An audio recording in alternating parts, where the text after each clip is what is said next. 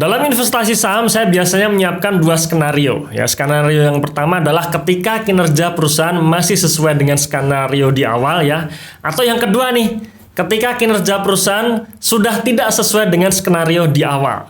Nah, ketika kinerja perusahaan masih sesuai dengan skenario di awal, saya biasanya akan terus menghold saham tersebut. Tapi ketika kinerja perusahaan tidak sesuai dengan skenario di awal, saya biasanya akan mengurangi saham tersebut dalam portofolio saya atau saya lepas semuanya. Nah, di video kali ini kita akan membahas saham yang dulu pernah kita bahas sekitar 6 bulan lalu dan ternyata kita tunggu sampai kinerja full year 2022 keluar, sudah keluar dan ternyata tidak sesuai dengan skenario.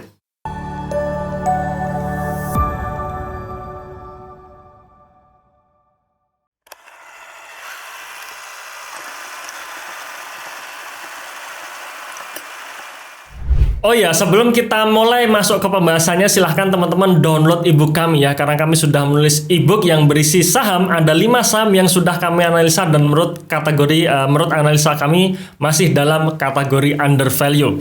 Ebook tersebut gratis, bisa teman-teman download melalui link di dalam deskripsi di video ini atau dalam kolom komentar yang sudah kami pin. Cuman sekali lagi teman-teman sekalian ya, bahwa ebook tersebut hanya sebatas tambahan referensi saja ya. Oke, para investor santai ya, jadi kita di video kali ini kita akan membahas mengenai saham Unilever atau saham dengan kode emiten UNVR. Sebelumnya saham Unilever ini pernah kita bahas di tanggal 10 Mei tahun 2022 kemarin ya. Jadi sekitar 6 bulan yang lalu. Yang dimana ya kita lihat pergerakan harga sahamnya ya. Jadi kita bahas Unilever posisinya masih di sini ya. Waktu itu harganya masih di kisaran sekitar 3.700-an. Dan sempat dalam perjalanan waktunya sempat naik sampai level 5.500 sebelum akhirnya turun harga sahamnya ya. Nah, kenapa harga saham Unilever waktu itu turun? Karena kinerja di kuartal 3 tahun 2022 kemarin itu tidak sesuai skenario ya. Jadi di awal di dalam video tersebut kita memproyeksi bahwa kinerja dari Unilever seharusnya naik sepanjang tahun 2022 kemarin, tapi ternyata tidak sesuai dengan rencana sehingga membuat harga sahamnya turun. Nah, saya tidak tahu nih, apakah teman-teman ketika melihat kinerja Unilever saat itu tidak sesuai skenario, apakah masih terus menghold atau sudah melepas ya. Kemudian di awal tahun 2023 ya, jadi setelah turun kemudian harga sahamnya hanyalah sideways di level 4.500-an saja, akhirnya sempat naik nih ke level 5.000 di awal tahun 2023 ini sebelum akhirnya harga sahamnya balik lagi ke 4.500. Kenapa? Karena kinerja full year 2022-nya juga tidak sesuai ekspektasi market ya. Nah, kita akan sedikit merefresh mengenai perjalanan atau story Unilever sepanjang tahun 2022 kemarin ya. Jadi di awal tahun 2022 kemarin kita masih ingat bahwa Unilever ini dibully oleh salah satu perusahaan konsultan ya, konsultan keuangan yang menganggap bahwa Unilever ini sudah bukan saham defensif lagi, maka disarankan untuk melakukan go private, yang membuat harga sahamnya betul-betul jatuh waktu itu sampai di level sekitar 3.500-an. Dan ketika harga sahamnya jatuh, justru para direktur memborong saham Unilever. Di sini kita lihat beberapa direktur dari Unilever seperti Ibu Ira Noviarti, dia memborong 870.000 lembar saham Unilever di harga 3.460. Kemudian ada Bapak Enul Yakin yang juga memborong saham Unilever sebanyak 296.000 lembar saham di harga 3.380 ya. Jadi posisi saat ini kalau misalkan beliau ini baru membeli saham Unilever pertama kalinya saat itu ya, berarti posisinya sampai saat ini masih floating profit ya.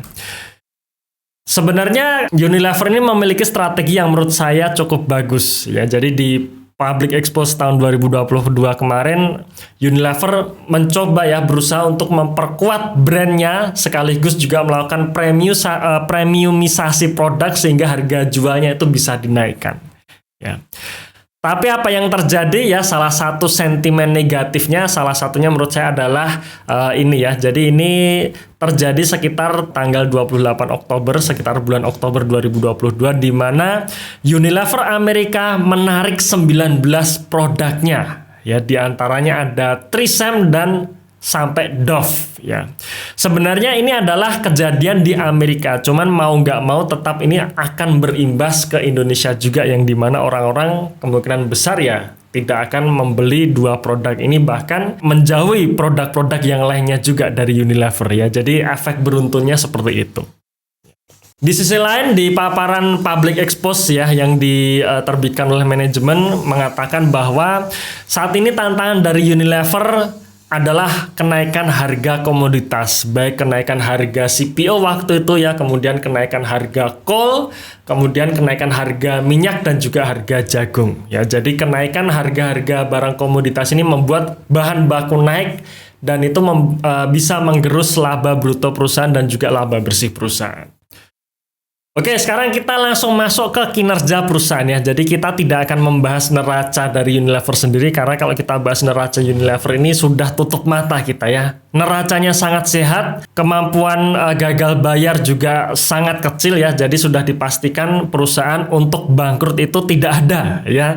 Masih jauh sekali dari kata bangkrut. Dan karena neracanya yang sehat, maka yang mempengaruhi kenaikan atau penurunan harga saham dalam jangka panjang adalah di kinerjanya. Nah, sekarang kita masuk ke kinerja. Kinerja dari Unilever sendiri sepanjang tahun 2022 kemarin menurut saya belum pulih ya, hanya sekedar berjalan saja ya. Jadi dari sisi penjualannya naik 4,23% ya, memang naik ya, tapi kenaikannya ya hanya sekedar naik saja. Tetapi laba brutonya turun 2,86% dan laba bersihnya turun hampir 7%. Nah, di sisi lain, beban pemasaran dan penjualan dari Unilever ini pun juga naik ya, naik sekitar 7-8%. Oke, sekarang kita lihat komponen dari harga pokok penjualan atau HPP Unilever sendiri, yang dimana di sini kalau kita melihat ada kenaikan pembelian bahan baku yang cukup lumayan ya, dari 14,8 triliun menjadi 16,1 triliun. Di sisi lain, mengenai beban pemasaran dan juga penjualan, ada kenaikan yang cukup lumayan juga ya, dari 2,1 triliun di tahun 2021 menjadi 3 triliun di tahun 2022. Ya, ini fungsi dari beban pemasaran ini karena ya tadi ya, perusahaan mencoba memperkuat brandnya dengan salah satunya melakukan premiumisasi produk. Nah, ini yang menarik ya, yaitu kinerja secara kuartalan dari 2022. Di kuartal 1 tahun 2022 terjadi kenaikan baik itu pendapatan, laba kotor maupun laba bersih secara kuartalan ya, yang dimana naiknya cukup signifikan, dimana pendapatannya naik 14%, laba bersihnya naik 47% ya, dan waktu itu harganya masih di kisaran 3.700-an ya, sehingga kita langsung bahas di channel YouTube di Investor ini, termasuk kita masukkan ke watchlist kita. Kemudian di kuartal 2 tahun 2022 ya, di kuartal 2-nya ternyata sales maupun laba bersihnya tidak naik ya. Salah satunya adalah karena kenaikan harga komoditas tadi ya. Jadi di kuartal 2 terjadi perang antara Rusia dan Ukraina membuat harga komoditas pada naik, dan ini berimbas kepada laba bersih perusahaan ya. Kemudian kuartal 3 harga CPO sudah mulai turun ya, tetapi ternyata secara kinerja ini juga belum bisa berkontribusi terhadap kinerja dari Unilever, di mana dari pendapatan maupun laba bersihnya juga turun. Dan yang terakhir adalah di kuartal 4-nya ya.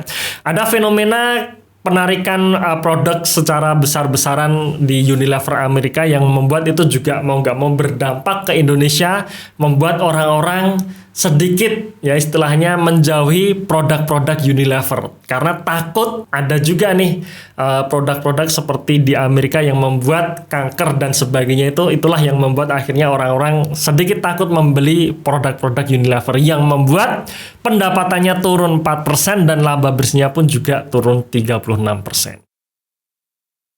Nah, ini adalah kinerja sepanjang tahun 2013, baik itu di sisi pendapatan maupun laba bersih ya. Di sisi pendapatannya sendiri, menurut saya Unilever tidak terlalu banyak bergerak ya. Di tahun 2022 memang naik 4%, 41,2 triliun. Dengan fenomena yang tadi ya, beberapa sentimen negatif yang tadi, kemungkinan besar di tahun 2023 ini saya tidak bisa memprediksi bahwa pendapatan dari Unilever akan naik ya, tidak bisa. Mohon maaf, bukan tidak bisa, tapi sangat berat ya. Oke, baik. Selanjutnya di sisi laba bersihnya untuk tahun 2022 mengalami penurunan seperti yang kita share di tadi ya, di laporan keuangan tadi. Laba untuk tahun 2022 ini sebesar 5,3 triliun rupiah. Cuman menariknya untuk sisi laba bersih ini ada sentimen positifnya ya. Kita akan bahas. Dari beberapa analisa tadi ya, dengan banyaknya sentimen negatif seperti yang saya share tadi, maka dipastikan membuat kinerja Unilever ini juga belum pulih ya, alias hanya berjalan di tempat saja. Nah, bagaimana dengan tahun 2022 ini? Saya berani memprediksi bahwa laba bersihnya akan naik. Dari sisi sales kemungkinan sangat berat ya, sangat berat kita memproyeksi sales dari Unilever untuk tahun 2023 ini naik ya. Jadi untuk konservatifnya kita memprediksi salesnya tetap saja ya. Tetapi di sisi laba bersih kita boleh optimis bahwa laba bersihnya naik. Kenapa? Karena kalau kita lihat harga-harga komoditas sudah pada turun. Tadi manajemen mengatakan bahwa tantangan dari saham Unilever ini adalah harga minyak yang naik, ini menyangkut distribusi. Harga CPO yang naik ini menyangkut bahan baku ya, harga kol yang naik dan juga harga jagung yang naik.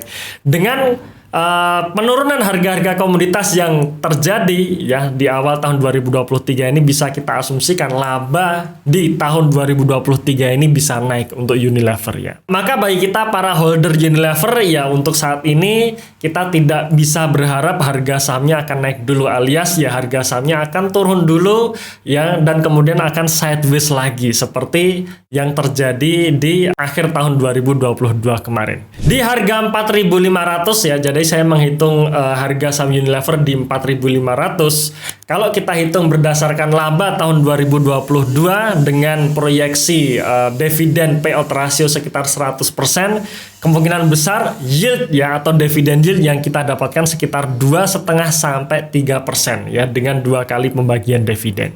Nah, di sini key point yang harus kita lihat adalah di kinerja kuartal 1 2023-nya nanti, yang dimana dengan penurunan harga komoditas di awal tahun 2023, kinerja kuartal 1 2023 seharusnya naik. Kalau kinerja kuartal 1 2023 naik, berarti ada harapan harga saham Unilever juga akan naik. Tapi jika ternyata tidak naik ya, berarti skenarionya berubah lagi.